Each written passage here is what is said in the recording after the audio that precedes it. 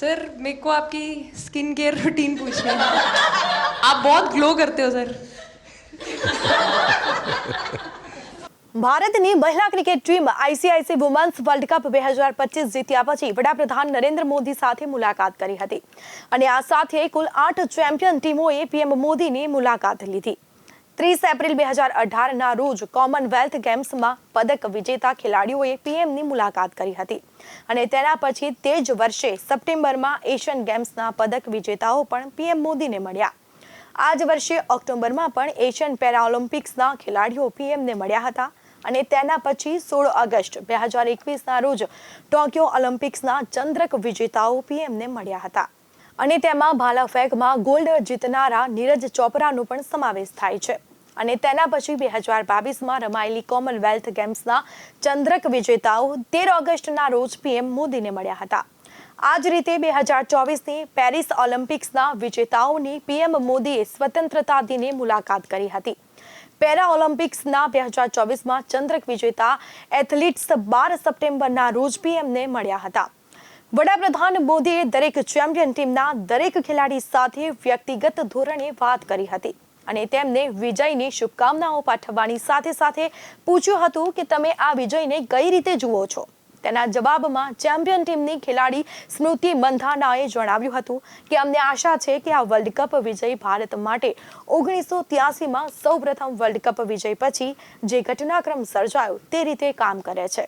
તેણે ઉમેર્યું હતું કે 1983ના વર્લ્ડ કપ વિજયના પગલે ભારતમાં ક્રિકેટની આખી ઇકોસિસ્ટમ ઊભી થઈ અને તેના કારણે ભારતમાં આજે આઈપીએલ ચાલે છે। ભારતીય ટીમ 2011માં ચેમ્પિયન બની અને તેની સાથે હવે વિમેન્સ ક્રિકેટને પણ પ્રોત્સાહન મળ્યું અને તેમાં પણ ભારતીય ટીમ ચેમ્પિયન બની છે। અમારું માનવું છે કે અમારો વિજય ફક્ત ક્રિકેટ જ નહીં, વિમેન્સ સ્પોર્ટ્સની દિશામાં એક સીમા સ્તંભ તરીકે જોવામાં આવે। આ વિજયના કારણે વિમેન્સ સ્પોર્ટ્સને પ્રોત્સાહન મળે તેવી અમે આશા રાખીએ છીએ અને તેની સાથે વુમન્સ સ્પોર્ટ્સને દેશમાં ગંભીરતાથી લેવાય તેમ અમે ઈચ્છીએ છીએ।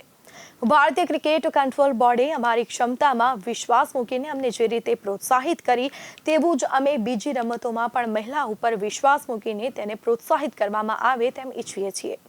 આ ઉપરાંત વડાપ્રધાન મોદીએ ચેમ્પિયન બનેલી ભારતીય ટીમને સૂચન કર્યું હતું કે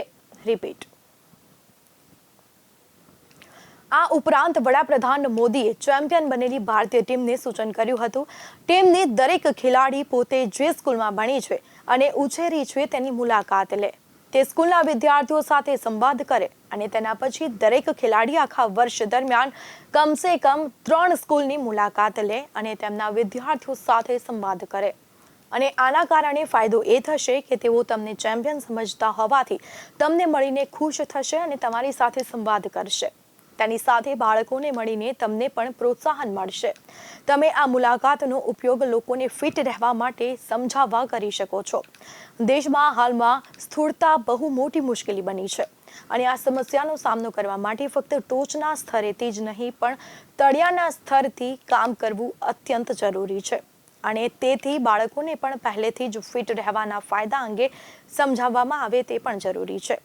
તેના માટે સ્પોર્ટ્સ પર્સન અને તેમાં પણ ચેમ્પિયન ટીમના ખેલાડીથી શ્રેષ્ઠ વ્યક્તિ કોણ હોઈ શકે? જો તેઓ આમ કરશે તો પણ આપણા દેશની ઘણી મોટી સેવા કરી કહેવાશે। હાલમાં ચેમ્પિયન ટીમ દેશની આદર્શ છે।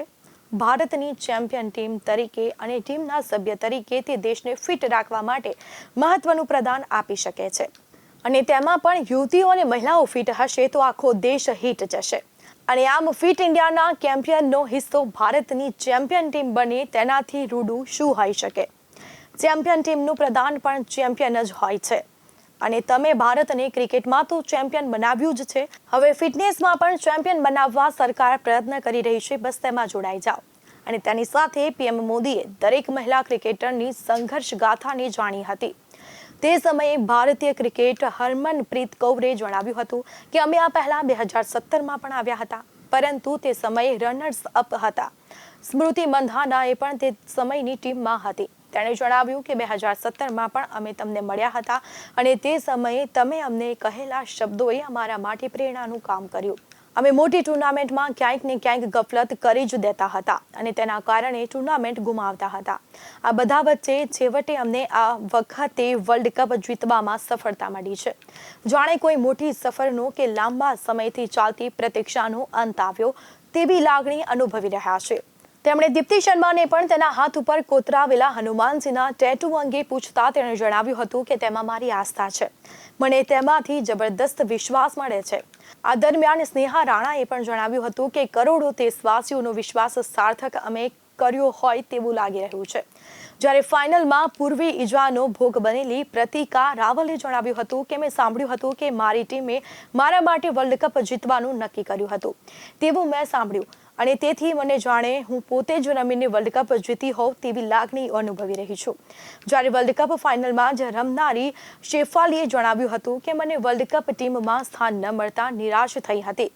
સીધી ફાઇનલમાં રમવા મળશે તેવી કલ્પના પણ નહોતી કરી, પણ તે તક મળી અને હું મારામાં મુકાયેલા વિશ્વાસને હું સાર્થક કરી શકી તેનો મને આનંદ છે.